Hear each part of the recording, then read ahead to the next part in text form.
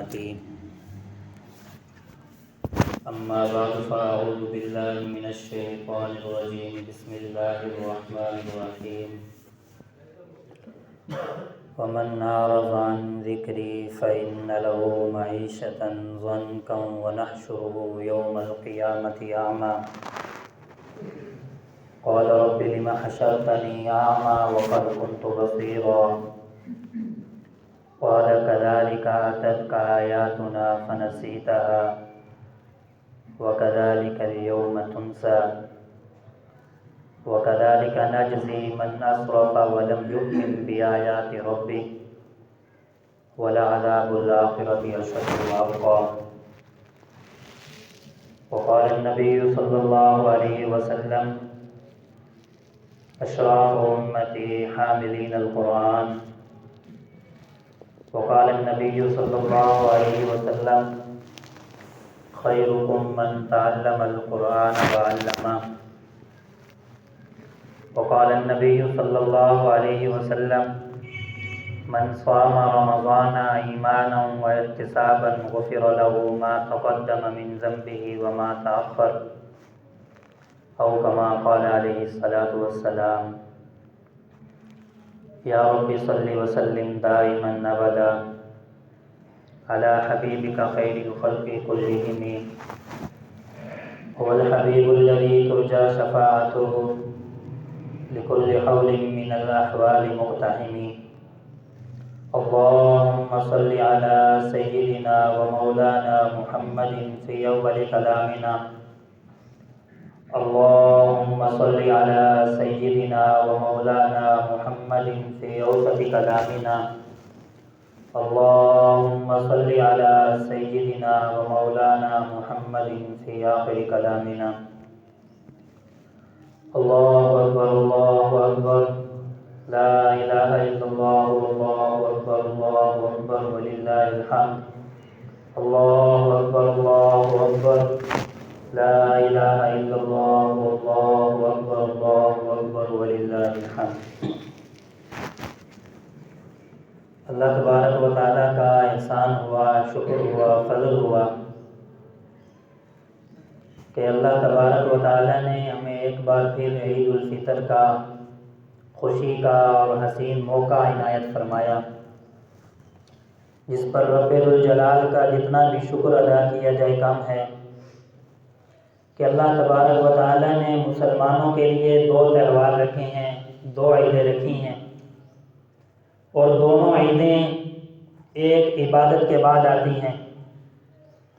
عید الفطر کو دیکھ لیں تو یہ عید رمضان المبارک کے روزے رکھنے کے بعد اللہ تبارک و تعالیٰ مسلمانوں کو شکرانے کے طور پر عطا فرماتے ہیں، اور دوسری عید حج کے موقع پر، حج کے بعد اللہ تبارک و تعالیٰ عید الاضحیٰ امت کو عطا فرماتے ہیں۔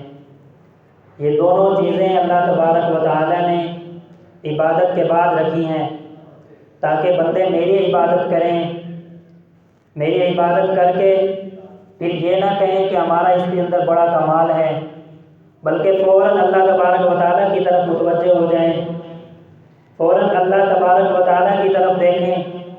اللہ ہمارے پاس کے اندر تو اتنا تھا، آپ کا حکم تھا، ہم نے پورا کر دیا، اب اگر کوئی غلطی کوتاہی رہ گئی ہو تو آپ نے فضل سے معاف فرما دیں۔ اور یہ امت مسلمہ کو ایک پیغام بھی ہوتا ہے۔ عید الفطر، عید کا معنی ہے دوبارہ لوٹنا، فطر کا معنی ہے روزہ افطار کرنا، دونوں چیزیں، یعنی کہ عید دوبارہ دوبارہ آتی رہتی ہے، افطار بھی دوبارہ دوبارہ ہوتے رہیں گے، لیکن کیا جانے کسی کی آخری عید ہو، کسی کی آخری رمضان ہو، اس وجہ سے اللہ تبارک و تعالیٰ نے اس کا نام بھی عید الفطر تجویز فرمایا کہ یہ دوبارہ دوبارہ یہ چیزیں آتی رہیں گی، لیکن آپ کی زندگی کا پتہ نہیں ہے، جتنا ہو سکے کما لو، جتنا ہو سکے عبادت کر لو، جتنا ہو سکے روزے رکھ لو، جتنا ہو سکے قیام کر لو، جتنا ہو سکے رکوع کر لو، جتنا ہو سکے اللہ تبارک و تعالیٰ کے سامنے آوازاری کر لو، جتنا ہو سکے اللہ تبارک و تعالیٰ کو منا لو، جتنا ہو سکے اپنے گناہوں کی بخشش کروا دو، اس لیے کہ یہ یہ موقع بار بار نہیں ملتا. موت کا تو کوئی پتہ نہیں ہے. کوئی کسی نے کبھی بتایا کہ میں نے کل مر جانا ہے، پرسوں مر جانا ہے، ابھی مر جانا ہے؟ کسی کا نہیں پتا. یہ ایک اٹل حقیقت ہے. لکل اجل مسمى، اللہ تبارک و تعالیٰ کی طرف سے ایک وقت مقرر ہے. اللہ تبارک و تعالیٰ سے یہ چیز آ کر رہے گی. نہ تو اس کو کوئی چیز آگے کر سکتی ہے، نہ کوئی پیچھے کر سکتی ہے. اور موت نے ہر انسان کو دبوچنا ہے. ہر انسان کے سر پر آئے گی. ہر انسان کا نام اعمال کا فیصلہ ہوگا. ہر انسان اللہ تبارک و تعالیٰ کے حضور پیش ہوگا. آپ دیکھیں حضرت آدم علیہ السلام سے لے کر اب تک جتنے لوگ آئے، کوئی آپ کو حضرت آدم کے دور کا نظر آتا ہے، کوئی آپ کو حضرت نوح کے دور کا نظر آتا ہے، کوئی آپ کو حضرت موسیٰ علیہ السلام کے دور کا نظر آتا ہے. نہیں، جتنے لوگ آئے، نبی آئے، صدیقین آئے، شہداء آئے، صالحین آئے، جتنے بھی لوگ اس دنیا کے اندر آئے سارے اس دنیا سے چلے گئے، اور ہم نے بھی اس دنیا سے چلے جانا ہے.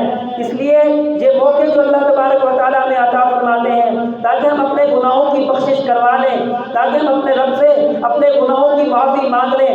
اگر کسی نے ان چیزوں کو بھی غنیمت نہیں جانا تو اس نے اپنے گناہوں کی بخشش نہیں کروائی. رمضان آیا ویسا کا ویسا، روزہ نہیں رکھا، کوئی بیماری بھی نہیں ہے، کوئی سفر بھی نہیں ہے، کوئی بیماری کے اثرات بھی نہیں ہیں، پھر بھی روزہ نہیں رکھا. اللہ تبارک و تعالیٰ کے نبی فرماتے ہیں جس نے رمضان کا ایک روزہ جان بوجھ کر چھوڑ دیا، جان بوجھ کر قضا کر دیا، وہ پھر ساری زندگی روزہ رکھتا رہے. ساری زندگی کے روزے الگ اور رمضان المبارک کے ایک روزے کا ثواب الگ ہے. اتنی فضیلت اللہ تبارک و تعالیٰ کے نبی نے رمضان المبارک کے ایک روزے کی بیان فرمائی ہے. اور رمضان المبارک کے اندر قیام، رکوع، سجود، ایک چیز کو جس نے غنیمت نہیں جانا تو وہ پھر اللہ تبارک و تعالیٰ ہی اس کا حامی و ناصر ہے. اللہ تبارک و تعالیٰ ہمیں یہ بہانے دیتا ہے. جس طرح آپ دیکھیں گندم کا سیزن آتا ہے تو سارے لوگ گندم کی کٹائی کرتے ہیں. کوئی مکئی کا سیزن آ گیا تو سارے لوگوں کی توجہ ادھر ہو جاتی ہے، جو ذمہ دار ہیں، جو کسان ہیں، کاشتکار ہیں. آلو کا سیزن آ گیا، سارے لوگوں کی توجہ ادھر آ گئی. تو اللہ تبارک و تعالیٰ اسی طرح ہمیں نیکیوں کے سیزن عطا فرماتے ہیں. کبھی رمضان کی شکل میں، کبھی ذوالحجہ کے پہلے 10 دنوں کی شکل میں، اور کبھی عید الفطر کی شکل میں، کبھی عید الاضحیٰ کی شکل میں. یہ نیکیوں کے سیزن ہیں، یہ امت مسلمہ کے لیے سیزن ہے، یہ آخرت کے سیزن ہے، تاکہ ہم اپنی آخرت بنا لیں، ہم اللہ کو منا لیں، ہم قرآن کی تلاوت کر لیں، ہم اللہ کے حضور بولیں. حضور اکرم صلی اللہ علیہ وسلم نے فرمایا کہ جو رمضان المبارک جب ختم ہو جاتا ہے، شوال کا چاند نظر آ جاتا ہے، مفہوم حدیث مبارکہ کا بیان کر رہا ہوں، اللہ تبارک و تعالیٰ کبھی کوتاہی معاف فرمائے. میرے نبی نے فرمایا کہ جب رمضان المبارک ختم ہو جاتا ہے تو شوال کا چاند نظر آتا ہے، تو جو لوگ رات بھر عبادت کرتے ہیں، اپنے جو روزہ رکھا، تراویح پڑھی، اس کے اندر جو کوتاہی ہوئی اس کی بخشش اللہ تبارک و تعالیٰ سے طلب کرتے ہیں. جب صبح ہوتی ہے تو اللہ تبارک و تعالیٰ فرشتوں کو گلیوں کے اندر پلا دیتے ہیں، اور اللہ تبارک و تعالیٰ فرشتوں سے پوچھتے ہیں میرے فرشتوں بتاؤ اس مزدور کی کیا اجر ہے جس نے اپنی مزدوری مکمل کر لی. تو فرشتے کہتے ہیں یا اللہ اس کو مزدوری دے دی جائے. تو اللہ فرماتے ہیں گواہ رہنا میں نے ان تمام لوگوں کو بخش دیا جنہوں نے رمضان مبارک کے روزے رکھے، قیام کیا، اور صبح عید الفطر کی نماز کے لیے آ رہے ہیں. یہ ان لوگوں کے لیے فضیلت ہے جنہوں نے روزے رکھے، اور عید بھی ان لوگوں کے لیے ہے جو اللہ تبارک و تعالیٰ کے سامنے، جو اللہ تبارک و تعالیٰ کا حکم مان کر یا ایھا الذین آمنوا کتب علیکم الصیام کما کتب علی الذین من قبلکم لعلکم تتقون. اے ایمان والو تم پر روزوں کو فرض کر دیا گیا جس طرح پہلے امتوں پر روزوں کو فرض کیا گیا، لعلکم تتقون، تاکہ تم پرہیزگار بن جاؤ. اب ہم نے روزے تو رکھ لیے، اب اگلی صفت دیکھیں کہ ہمارے اندر یہ ہے یا نہیں ہے. ہمارے اندر تقویٰ، للہیت، پرہیزگاری آئی ہے یا نہیں آئی. اگلی صفت ہم نے اپنے ضمیر کے اندر خود جاننا ہے کہ اگلی صفت ہمارے اندر آئی ہے یا نہیں آئی. روزہ رکھنے کی وجہ سے کیا ہم نے روزہ رکھا؟ روزے نے ہمیں لغو چیزوں سے، لغو و لعب سے، دنیاوی خیالات سے روکا یا نہیں روکا؟ کیا جس طرح رمضان مبارک کے سے پہلے ہم تھے ابھی بھی ویسے ہیں؟ میرے نبی علیہ السلام نے فرمایا نیکی کی قبولیت کی نشانی یہ ہوتی ہے کہ انسان کو اگلی نیکی کی توفیق مل جایا کرتی ہے۔ اگر آپ کا دل کر رہا ہے کہ میں مزید نیکیاں کروں تو خوشخبری ہے ان لوگوں کے لیے کہ اللہ تبارک و تعالیٰ نے آپ کے روزوں کو قبول فرما دیا۔ اگر دل نہیں لگ رہا، اگر دل ابھی بھی ڈاواڈول ہے، دل ابھی بھی کشمکش کے اندر شکار ہے، پریشانی کے اندر شکار ہے، غم کے اندر شکار ہے، تو استغفار کریں کہ اللہ تبارک و تعالیٰ ہمارے روزوں کو قبول فرمائے، اللہ تبارک و تعالیٰ ہمارے قیام کو قبول فرمائے، اللہ تبارک و تعالیٰ ہمارے جتنے بھی ہم نے اعمال کیے رمضان مبارک کے اندر اللہ تبارک و تعالیٰ سب کو قبول فرمائے۔ حضور اکرم صلی اللہ علیہ وسلم جب مکہ المکرمہ سے مدینہ المنورہ ہجرت کر کے گئے تو دیکھا کہ یہود ایک مخصوص دن کے ساتھ اپنی خوشی منا رہے ہیں۔ تو میرے نبی علیہ السلام نے صحابہ اکرام سے فرمایا کہ اللہ تبارک و تعالیٰ نے یہ ان کو عید دی ہے، ہماری عید الفطر اور عید الاضحیٰ ہے، اس لیے یہ مسلمانوں کے دو تہوار ہیں، یہ خوشی کا موقع ہے، اس کے اندر سارے غم بھلا کر، سارے کینہ و بغض کو دور کر کے، ہر چیز کو پرے پھینک کر ہم ایک دوسرے کے ساتھ گلے ملیں۔ اگر کسی سے کوئی ناراضگی ہوئی ہے، کسی سے کوئی دشمنی ہے، کسی سے کوئی حسد ہے، میرے نبی علیہ السلام کی حدیث ہے کہ حسد نیکیوں کو اس طرح کھاتے ہیں جس طرح دیمک لکڑیوں کو کھاتی ہے۔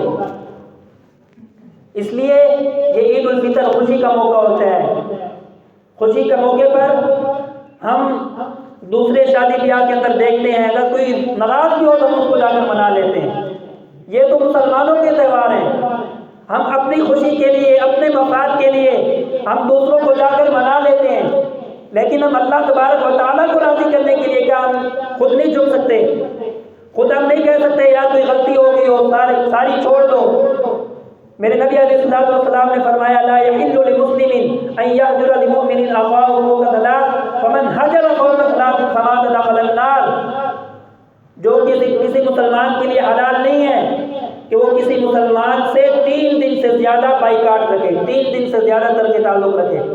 فمن حجر فوق ثلاث فمات دخل النار، اگر کسی شخص نے 3 دن سے زیادہ تر کے تعلق کیا، فمات، اگر وہ مر گیا تو دخل النار، اس کا ٹھکانہ جہنم ہے۔ پیغمبر علیہ السلام کی حدیث ہے، اور میرے نبی علیہ السلام نے ایک اور حدیث کے اندر بیان فرمایا واضح طور پر دو الفاظ کے اندر لا يدخل الجنة قاطع، جنت کے اندر رشتوں کو توڑنے والا داخل نہیں ہو سکے گا۔ اور یہاں پر یاد رکھیں ہمیشہ کا داخلہ نہیں ہے، یہاں پر دخول اولی ہے، یعنی کہ اللہ تبارک و تعالیٰ اس کو اس گناہ کی سزا دے کر پھر جنت میں داخل فرمائے گا، اس سے پہلے نہیں۔ آپ دیکھیں آج لوگ کہتے ہیں کہ ہم حضور اکرم صلی اللہ علیہ وسلم کی امتی ہیں، اور دوسری بات بھی کہتے ہیں کہ اللہ تو 70 ماؤں سے بھی زیادہ پیار کرنے والا ہے، وہ ہمیں کیسے جہنم میں بھیجے گا؟ ماں کیسے اپنے بچے کو آگ میں ڈالتی ہے، ماں تو برداشت نہیں کرتی اپنے بیٹے کو تھپڑ مارے۔ میں آپ سے پوچھتا ہوں اگر بچہ کپڑے گندے کر کے باہر بازار کے اندر سے آ جائے، گلی کے اندر سے، تو ماں کیسے پھر اس کے ساتھ سلوک کرتی ہے؟ تو اللہ تبارک و تعالیٰ کی مثال بھی ایسی، بندہ جب گناہ کرتا ہے تو اللہ تبارک و تعالیٰ پھر پہلے اس کی دھلائی کریں گے، ماں اس کو دھلائے گی اور 2 دن تھپڑ بھی لگائے گی، پھر اللہ تبارک و تعالیٰ بھی شفقت کے ساتھ، محبت کے ساتھ پہلے اس کی دھلائی کریں گے، پھر جب صاف ستھرا ہو جائے گا تو اللہ تبارک و تعالیٰ کہیں گے جب آپ تیرے لیے جنت میں چلا جاؤ۔ میرے نبی علیہ السلام فرماتے ہیں کہ جنت جو اللہ تبارک و تعالیٰ آخری مسلمان کو جہنم سے نکال کر جنت میں داخل فرمائیں گے، جہنم کے کونے سے آواز آ رہی ہوگی یا رحمان یا رحمان یا رحمان، تو اللہ تبارک و تعالیٰ مالک فرشتہ ہے جو جہنم کا دروگہ ہے، جہنم کا نگران ہے، اللہ تبارک و تعالیٰ اس سے فرمائیں گے جاؤ اس بندے کو تلاش کرو، تو وہ جہنم کے اندر جائے گا اور دیکھے گا۔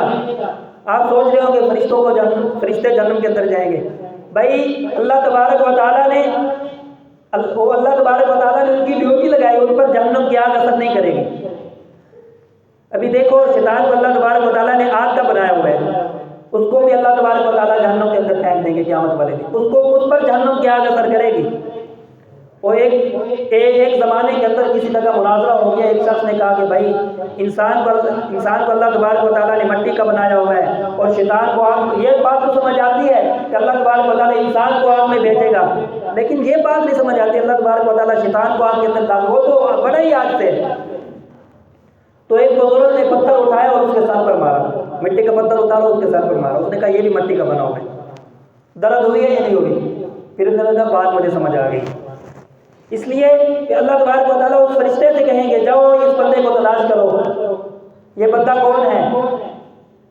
تو وہ فرشتہ جائے گا، چکر لگائے گا کہ کہے یا اللہ مجھے تو نہیں ملا، وہ پھر آواز لگا رہا ہوگا یا رحمان یا رحمان یا رحمان، تو اللہ تبارک و تعالیٰ پھر بھیجیں گے جاؤ فلاں جگہ پہ جاؤ، فلاں جگہ پر یہ میرا بندہ پڑا ہوا ہے، اس کو نکال کر لاؤ۔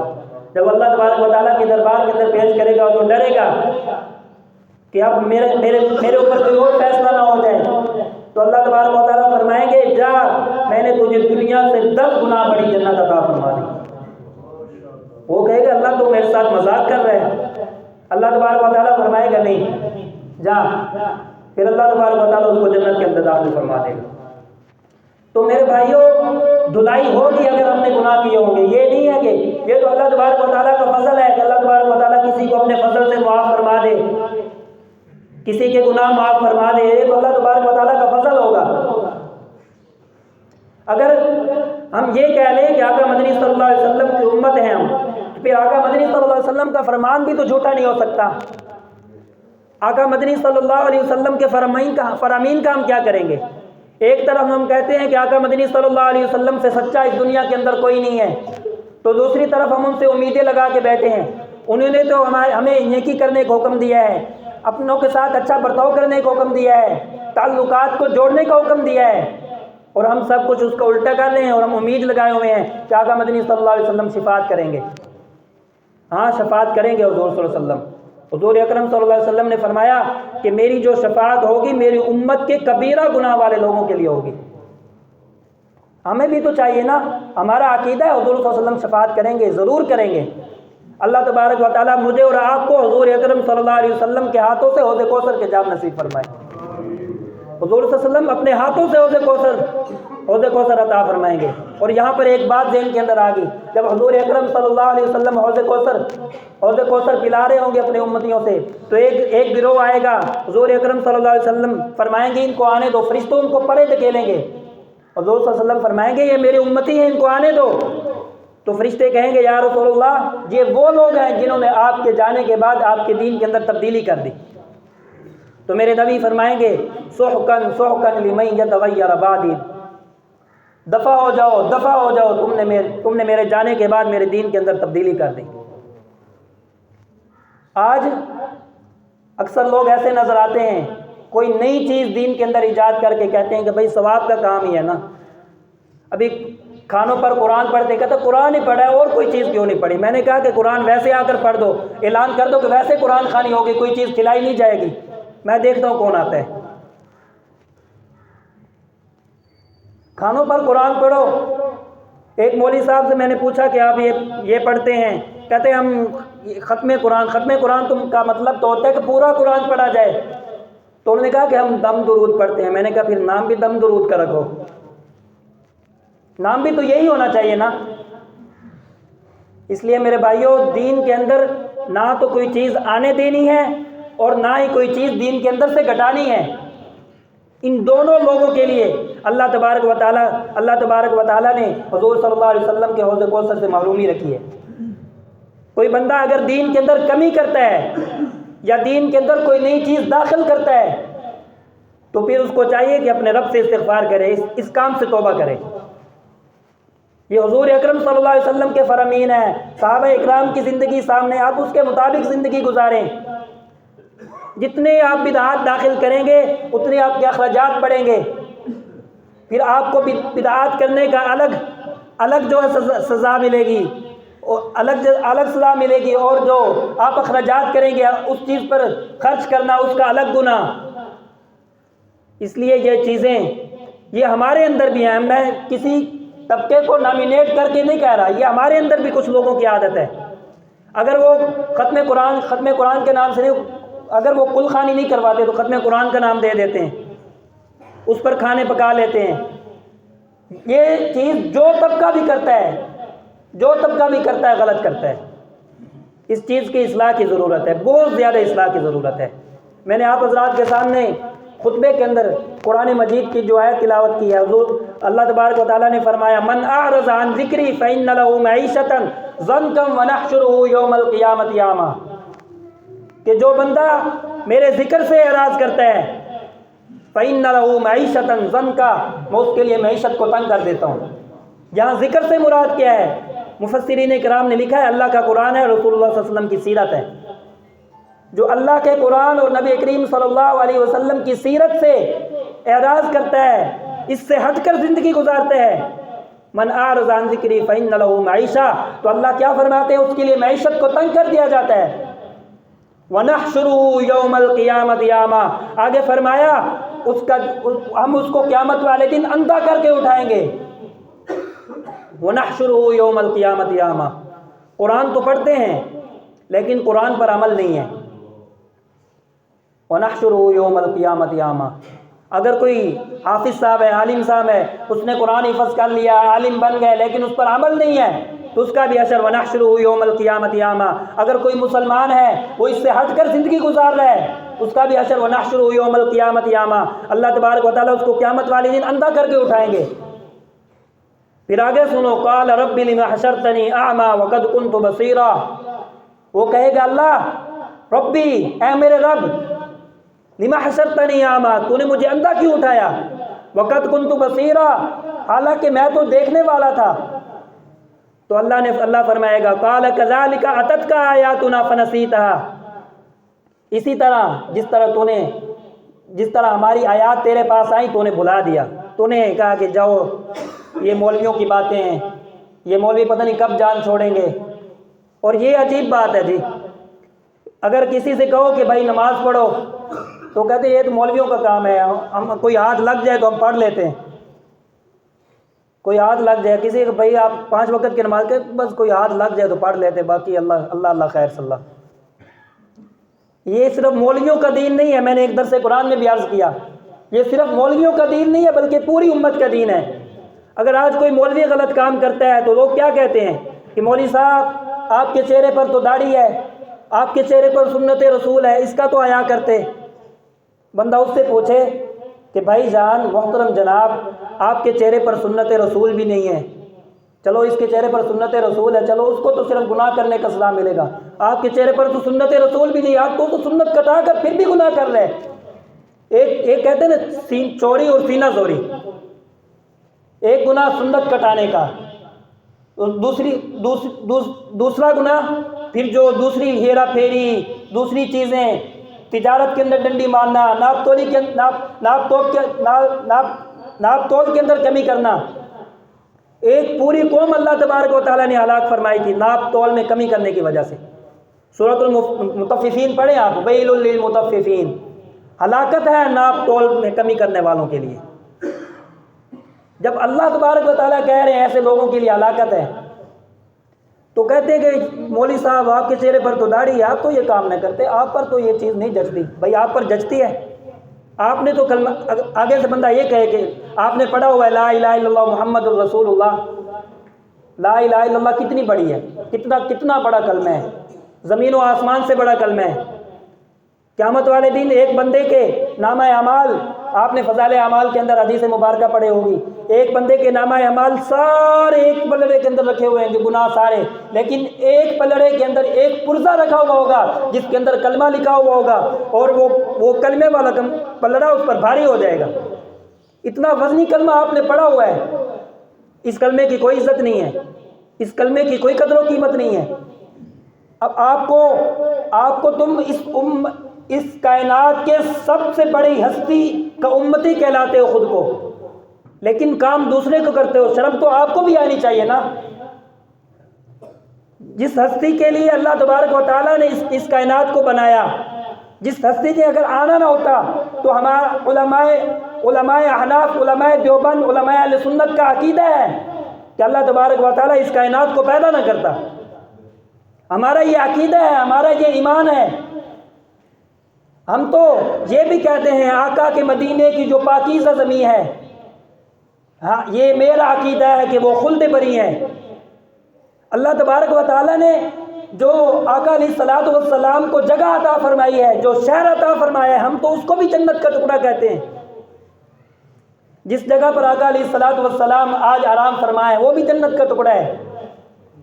تو ہم اپنے آپ کو حضور صلی اللہ علیہ وسلم کو امتی کہتے ہیں، لیکن جب بات آتی ہے حضور صلی اللہ علیہ وسلم کے دین پر عمل کرنے کی تو ہم کہتے ہیں کہ بھائی یہ مولویوں کا کام ہے۔ اگر پھر مولوی عمل کر رہا ہے بیچارہ، دن رات نمازیں پڑھا رہا ہے، اس سے کوئی غلطی ہو جائے تو پھر اللہ خیر صلی اللہ کہ بھائی مولوی ہو کر یہ کام کرتے ہو، شرم نہیں آتی تمہیں؟ اگر کسی کو میری بات بری لگے تو میں معذرت چاہتا ہوں، یہ ایک حقیقت ہے۔ میں جو آیات تلاوت فرمائی ہیں میں اس کا ترجمہ مکمل کرتا ہوں۔ اللہ تبارک و تعالیٰ سے وہ آدمی کہے گا اللہ تبارک و تعالیٰ تو نے مجھے اندھا کیوں کر دیا، حالانکہ میں دنیا کے اندر دیکھنے والا تھا۔ اللہ تبارک و تعالیٰ فرمائے گا قال کذالک اتتک آیاتنا ونسیتها وکذالک اليوم تنسی۔ اللہ فرمائے گا جس طرح تو نے دنیا کے اندر ہماری آیات کو فراموش کیا، تو نے دنیا کے اندر جس طرح دین کو ذلیل کیا، دین والوں کو ذلیل کیا، آج تجھے میں ذلیل کروں گا، آج میں تجھے بھول جاؤں گا۔ وَكَذَلِكَ نَجْزِي مَنْ أَسْرَفَ وَلَمْ يُؤْمِنْ بِآيَاتِ رَبِّهِ۔ اور اسی طرح جو لوگ حد سے تجاوز کرتے ہیں، وَلَمْ يُؤْمِنْ بِآيَاتِ رَبِّهِ، اپنے رب کی آیات پر ایمان نہیں لاتے، وَلَا عَذَابُ الْآخِرَةِ أَشَدُّ وَأَبْقَىٰ، اور ان کے لیے اللہ تبارک و تعالیٰ کا عذاب بڑا سخت ہے، وَأَبْقَىٰ، اور ہمیشہ ہمیشہ کے لیے باقی رہنے والا ہے۔ اور آخری بات مختصراً، جنہوں نے ابھی تک صدقہ فطر ادا نہیں کیا تو کوشش کریں صدقۃ الفطر ضرور ادا کریں، اور عید والے دن ہدیہ تحائف ضرور دیا کریں۔ اور اہل علم کا بھی حق ہوتا ہے جو آپ کو نمازیں پڑھاتے ہیں، آپ کی نماز روزی کا خیال کرتے ہیں۔ میں نے آپ کے سامنے آیت کریمہ تلاوت کی ہے، اس سے ہی علماء کرام نے یہ بھی استدلال کیا ہے کہ ان کے ساتھ بھی تعاون کرنا چاہیے، ان کے ساتھ بھی عید کے موقع پر، خوشی کے موقع پر ان کے ہاتھ میں بھی ہدیہ دینا چاہیے۔ صحابہ کرام حضور صلی اللہ علیہ وسلم کو ہدایہ نہیں دیتے تھے، آج لوگ کہتے ہیں کہ بھائی نہیں دینا چاہیے، حرام ہے۔ بھائی کس نے کہا ہے؟ مختص کر کے کسی دن کو، خوشی کے موقع پر تو دینا چاہیے، جہاں آپ اپنے دوستوں کو دیتے ہیں، جہاں آپ دوسرے لوگوں کو دیتے ہیں، یہاں پر آپ کے مسجد کے امام، آپ کے مسجد کے جو مولوی صاحب ہیں ان کا بھی حق ہوتا ہے پورا۔ میں نے ایک جگہ پڑھا لکھا ہوا تھا یہ واجب ہے، اس لیے اس کی بھی کوشش کیا کریں۔ ابھی وقت ہو گیا، ابھی عید نماز کا طریقہ سماعت فرما لیں اور اس کے بعد حافظ ندیم صاحب جماعت کروائیں گے۔ سب سے پہلے تو ہم نے تکبیر تحریمہ کہنی ہے اور اس کے بعد ثنا پڑھنی ہے، سبحانک اللہم و بحمدک و تبارک اسمک و تعالی جدک و لا الہ غیرک۔ اس کے بعد 3 تکبیر زائد کہنی ہے، پہلی پر بھی ہاتھ چھوڑ دینا ہے، دوسری پر بھی، اور تیسری پر پھر باندھ لینا ہے۔ پھر اسی طرح قرات کو سورۃ الفاتحہ کے بعد سورت ملائیں گے، رکوع میں جائیں گے، پھر دوسری رکعت میں سب سے پہلے سورۃ فاتحہ پڑھیں گے، پھر اس کے بعد سورت ملائیں گے، پھر 3 تکبیر رکوع میں جانے سے پہلے زائد کہی جائیں گے، تینوں پر ہاتھ چھوڑ دینا ہے اور چوتھی پر رکوع کے اندر چلے جانا ہے۔ اللہ تبارک و تعالی عمل کی توفیق عطا فرمائے۔ وآخر دعوانا الحمدللہ رب العالمین۔